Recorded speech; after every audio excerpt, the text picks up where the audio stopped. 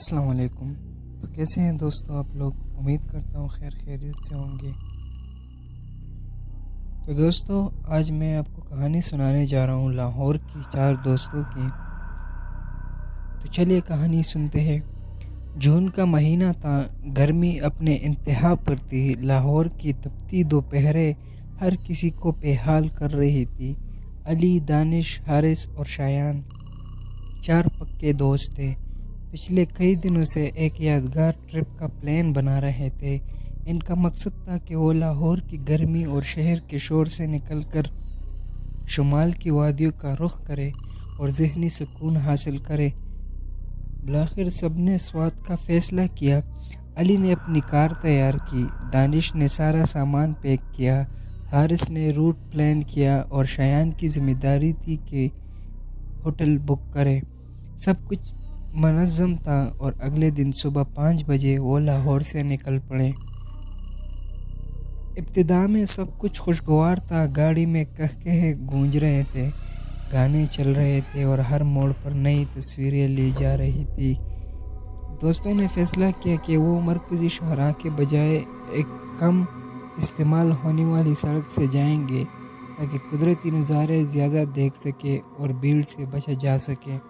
شام کے قریب جب وہ منصہرہ کے پاس پہنچے تو گوگل میپ پر ایک متبادل راستہ نمودار ہوا جو انہیں سیدھا سوات کے قریب لے جا رہا تھا۔ اسے راستے میں ایک چھوٹا سا گاؤں آ رہا تھا جس کا نام تھا شاہ کوٹ۔ مقامی ہوٹل والے نے انہیں خبردار کیا کہ بابو جی اس راستے پہ نہ جانا، رات کے وقت وہ علاقہ ٹھیک نہیں، پرانے وقتوں سے وہاں کچھ نہ کچھ ہوتا رہا ہے۔ مگر نوجوان خون نے اسے مذاق میں اڑا دیا۔ سب ہنسے اور بولے، بھائی ہم لاہور سے آئے ہیں، کوئی جن بوت ہمیں نہیں ڈرا سکتا۔ جیسے جیسے وہ شاہ کوٹ کے قریب پہنچے، فضا میں سردی بڑھنے لگی۔ حالانکہ موسم گرم تھا، درختوں کی شاخیں ساکت تھی، ہوائیں بند تھی، گاڑی کا نیٹ ورک ختم ہو چکا تھا۔ پھر ایک موڑ پر انہیں سڑک کے بیچوں بیچ ایک عورت کھڑی دکھائی دی۔ سفید لباس، لمبے کھلے بال اور چہرہ زمین کی طرف جھکا ہوا۔ علی نے گاڑی روک دی۔ بھائی اس کو لفٹ دیتے ہیں نا؟ علی نے کہا۔ دانش نے فوراً کہا، نہیں، مجھے یہ سب کچھ عجیب لگ رہا ہے۔ مگر علی نے گاڑی آہستہ کی اور جیسے ہی عورت کے قریب پہنچے اس نے اپنے چہرہ اوپر کیا۔ چہرے پر آنکھیں نہیں تھی، صرف 2 سیاہ گہرے گڑھے۔ سب دوستوں کے جسم میں سنسنی دوڑ گئی۔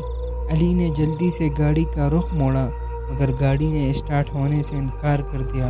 عورت آہستہ آہستہ ان کی طرف بڑھنے لگی اور جیسے ہی وہ گاڑی کے قریب پہنچی وہ غائب ہو گئی۔ کافی کوششوں کے بعد گاڑی سٹارٹ ہوئی مگر پیٹرول ختم ہو چکا تھا۔ مجبوراً وہ پیدل چلنے لگے۔ کچھ دیر بعد ایک ٹوٹا پھوٹا پرانا بنگلہ نظر آیا جو درختوں میں چھپا ہوا تھا۔ وہ رات گزارنے کے لیے وہیں رکنے کا فیصلہ کیا۔ بنگلے کے اندر داخل ہوتے ہی ایک عجیب سا احساس ہوا، جیسے کوئی دیکھ رہا ہو۔ دیواروں پر پرانے خون کے دھبے تھے، فرش پر جلی ہوئی تصاویر اور ایک پرانا صندوق کھولا تو اس میں ایک عورت کی تصویر تھی جس کی آنکھیں سفید تھی۔ ساتھ ایک پرانی کتاب ملی جس پر لکھا تھا زلیخا کی واپسی۔ کتاب میں لکھا تھا کہ اس گاؤں کی ایک عورت زلیخا پر کالی جادو کرنے کا الزام لگا اور لوگوں نے اسے زندہ جلا دیا۔ مرنے سے پہلے اس نے قسم کھائی کہ وہ واپس آئے گی اور ہر اجنبی سے بدلہ لے گی۔ رات کے وقت اچانک بنگلے میں دروازے خود بخود کھلنے بند ہونے لگے، کھڑکیوں سے عجیب سی آوازیں آنے لگی۔ شایان جو کافی دھیما مزاج تھا اچانک چیخنے لگا، اس کی آنکھیں سفید ہو گئی اور وہ دیوار پر کچھ لکھنے لگا۔